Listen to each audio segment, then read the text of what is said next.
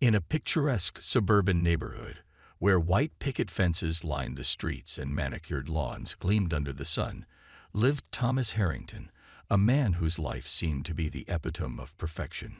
Tall, charismatic, and impeccably dressed, Thomas was a successful lawyer known for his sharp intellect and persuasive skills in the courtroom. He had built an enviable career, earning respect and admiration from colleagues and clients alike. Thomas's first marriage, however, had been less than ideal. He had married young, straight out of law school, to his college sweetheart, Emily. Their union, though initially filled with love and promise, eventually crumbled under the weight of ambition and unfulfilled expectations. Emily, a talented artist, found herself increasingly marginalized in the shadow of Thomas's rising career. The demands of his job meant late nights and long hours away from home, leaving Emily feeling isolated and neglected. Their once passionate relationship grew cold and distant, leading to a bitter divorce that left Thomas emotionally scared and wary of future commitments. Years later, fate introduced Thomas to Rebecca, a strikingly beautiful and vivacious woman with a warmth that melted his guarded heart. Rebecca was a widow, having lost her first husband in a tragic car accident. She brought with her a teenage son, Michael, a bright and introspective young man who harbored dreams of following in his stepfather's footsteps to become a lawyer. Rebecca was everything Thomas had been looking for, a partner who was not only stunning but also supportive and understanding of the demands of his career. Their whirlwind romance culminated in a grand wedding, attended by the elite of the legal world. Together, they seemed like the perfect couple, embodying the ideals of love, success, and family unity. Rebecca's charm and grace complemented Thomas's ambition and drive, making them the golden couple of their social circle. The Harrington household quickly became a picture of modern family harmony. Michael, with his boyish good looks and keen intellect, was the perfect addition to their blended family. He and Thomas shared a bond that went beyond that of typical stepfather and stepson, united by their mutual interests and respect. Thomas took pride in mentoring Michael, sharing his legal expertise and guiding him through the complexities of the profession. They spent countless hours in Thomas's study, discussing case law, strategy, and the ethical dilemmas that came with the territory. Thomas's professional life was flourishing as well. As a senior partner at one of the most prestigious law firms in the city, he handled high-profile cases that kept his name in the headlines. It was a crisp autumn morning when Rebecca Harrington made a horrifying discovery that would change her life forever. She had woken up early, planning to surprise Thomas with breakfast in bed, a rare treat given their hectic schedules. As she approached his study, a room he often retreated to late at night, she noticed the door was ajar. The silence was eerie, unusual for the typically bustling household. Pushing the door open, she was met with a sight that would haunt her for the rest of her days. Thomas lay sprawled on the floor, his body contorted in a grotesque manner. His usually immaculate suit was disheveled, and a pool of blood had formed around his head, seeping into the luxurious Persian rug. The room, which had always been a sanctuary of order and precision, was now a chaotic crime scene. Books and papers were scattered everywhere, and the unmistakable scent of iron filled the air. Rebecca's scream pierced the morning calm. Thomas Harrington, the pillar of their family, was dead. The initial shock gave way to a whirlwind of emotions, grief, confusion, and an overwhelming sense of dread. Rebecca clung to Michael, her mind racing with questions and fears. Who could have done this? Why would anyone want to harm Thomas? The police arrived swiftly, transforming the once serene home into a hub of forensic activity. Detective Richard Lawson, a seasoned investigator known for his meticulous attention to detail, took charge of the case. Lawson was a tall, imposing figure with a reputation for solving the most complex cases. He surveyed the scene with a practiced eye, noting the position of the body, the blood spatter patterns, and the general disarray of the room. Thomas's body bore multiple signs of trauma. A deep gash on his forehead indicated a severe blow, likely from the heavy paperweight that lay nearby, now covered in blood.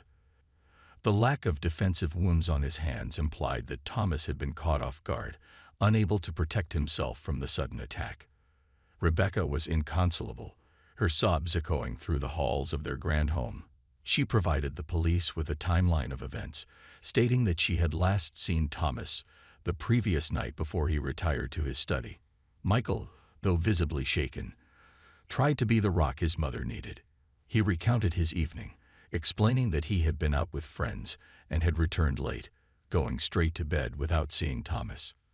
As the detectives combed through the room, they found no signs of forced entry, suggesting that Thomas had known his killer. The nature of his injuries pointed to a crime of passion, but the motive remained elusive. The pristine order of Thomas's life contrasted starkly with the brutal chaos of his death. Lawson ordered a thorough sweep of the house, focusing on the study. The team collected fingerprints, hair samples, and other potential evidence. They bagged the bloodied paperweight and took photographs of the entire scene. Outside, officers canvassed the neighborhood, speaking to neighbors and looking for any witnesses who might have seen or heard something unusual. Rebecca and Michael were taken to the police station for further questioning. There they sat in a sterile interview room, the stark white walls adding to their sense of isolation and fear. Detective Lawson, a sharp-minded investigator with a knack for reading people, began their interviews. Rebecca recounted her life with Thomas, emphasizing their love and the happiness they had shared. She spoke of his successful career, their social engagements, and the bond he had with Michael. Tears streamed down her face as she described the last night she saw him alive, the memory now tainted by the horror of finding his lifeless body. Michael, on the other hand, seemed more composed, though his eyes betrayed his inner turmoil. He spoke of Thomas with respect and admiration, describing him as a mentor and father figure. When asked about his whereabouts the previous night, Michael reiterated his alibi, providing the names of friends who could confirm his story. Detective Lawson returned to the crime scene, this time in a more relaxed setting. His wife, Rebecca, let him in, and he once again entered the office of the late Mr. Thomas. The office, still filled with the air of opulence, seemed almost unchanged, yet more somber and heavy with the secrets it held. Lawson began to look around, his eyes scanning the room with a renewed sense of determination. The polished surfaces, the meticulous arrangement of items, everything seemed deliberately placed to conceal rather than reveal. He knew he had to look beyond the obvious, to delve into the hidden corners that the initial investigation might have overlooked. He focused his attention on the luxurious oak table that dominated the center of the room. It was a grand piece of furniture, sturdy and imposing, likely custom-made to reflect Mr. Thomas's status. Lawson crouched down and climbed under the table, feeling the smooth surface of the wood. He began to examine it closely with his flashlight, the beam cutting through the shadows to reveal every detail. As he continued to feel around, his fingers brushed against something unusual. A board felt loose beneath his touch. He tugged gently, and the board fell off, revealing a hidden compartment. From this secret space, a stack of printed papers tumbled to the floor. Lawson's heart quickened as he gathered them up, sensing the importance of his discovery. Taking the papers into his hands, Lawson began to read through them. The content was shocking and deeply disturbing. The documents detailed a sexual relationship between the late Mr. Thomas and his own son-in-law, a scandalous and illicit affair that had been meticulously documented. Alongside these details were a series of threatening letters from an anonymous blackmailer, demanding money in exchange for silence. The letters were explicit in their threats, making it clear that exposure would ruin not only Mr. Thomas's reputation, but also his family's lives. With the damning papers in hand, Lawson knew he had to act quickly. The revelation required immediate attention and further questioning of those involved. He decided to call the wife of the murdered man and her son for another round of questioning. Their responses might reveal more about the tangled web of relationships and motivations that led to Mr. Thomas's death. After his crucial discovery in Thomas's office, Detective Lawson knew he had to confront the family immediately. He dialed Mrs. Harrington's number and asked her to gather in the living room with her son, Michael. With the incriminating papers in hand, he drove to the Harrington residence, his mind racing with the implications of what he had uncovered.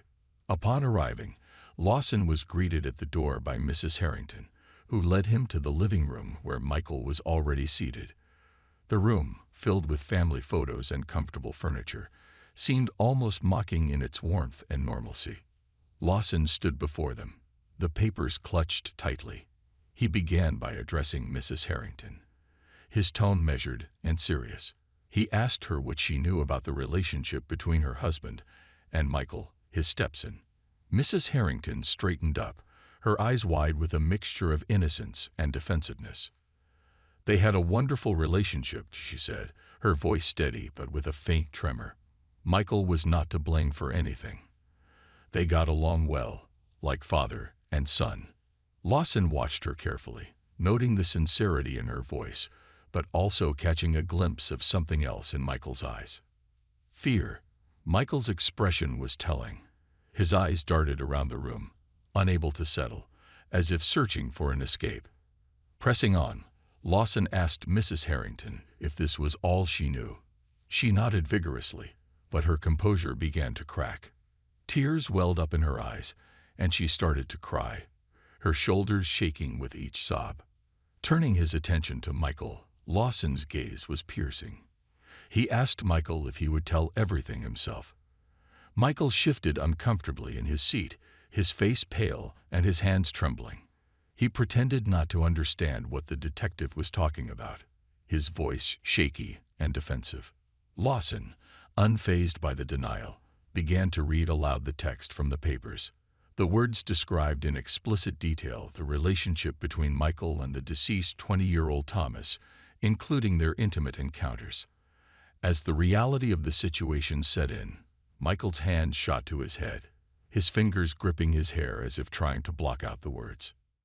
Rebecca, who had been silently watching the exchange, moved closer to Michael. She began to beg him to say that it was all not true, her voice desperate and pleading. Her eyes were wide with shock and disbelief, her hands clutching at his arm, as if to shake the truth out of him. Lawson, maintaining his composure, produced one of the printed photographs from the stack. He placed it on the table for everyone to see. The photograph showed Michael and Mr. Thomas in a compromising and explicit situation. Mrs. Harrington's eyes widened as she recognized the undeniable evidence. Her face contorted with horror and disbelief, and she began to become hysterical, her cries echoing through the room. Michael, now fully exposed, could no longer maintain his facade. His body shook with sobs, and he buried his face in his hands. The weight of the secret he had been hiding was now out in the open, and there was no turning back. Rebecca, torn between her love for her son and the devastating truth, held him tightly, her own tears mingling with his.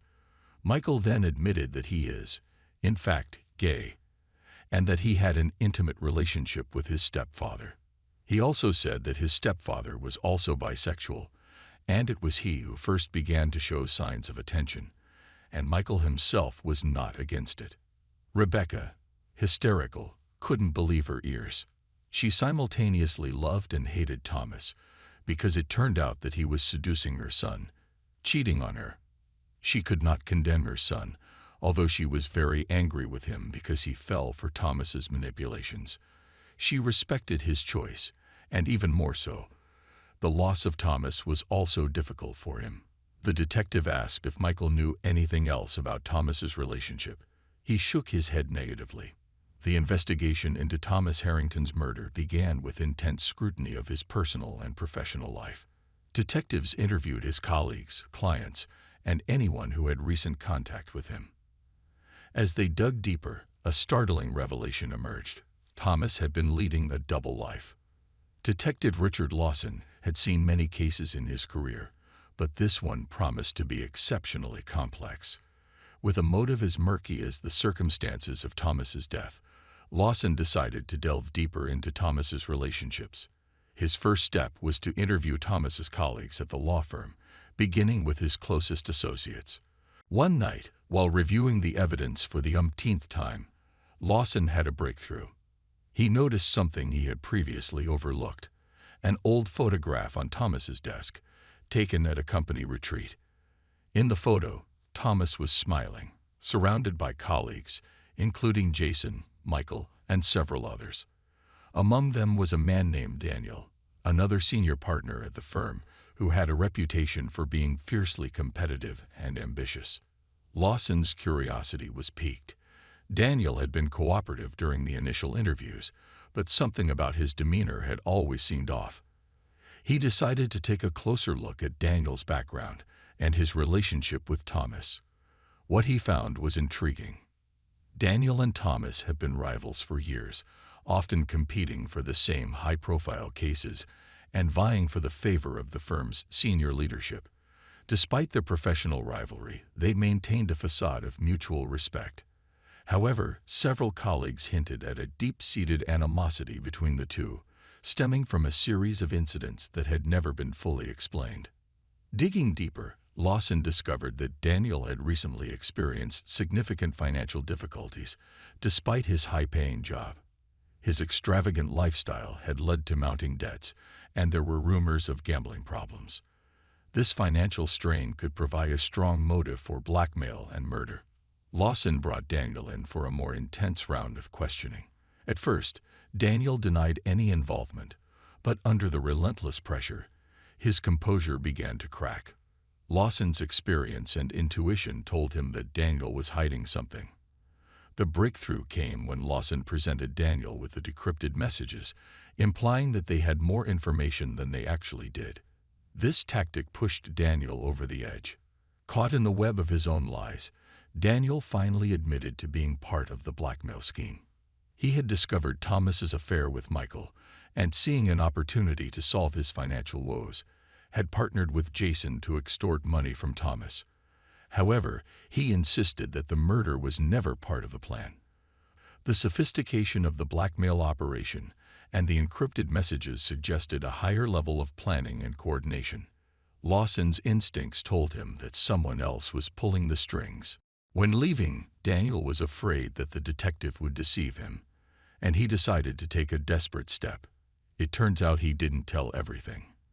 Daniel admitted that he was not the only one involved in blackmail. He was helped with this by Mark Saltberg, an old friend and colleague of Thomas. Daniel also mentioned that Mark is in love with Thomas' wife, and they were secretly dating. If, of course, that helps in any way.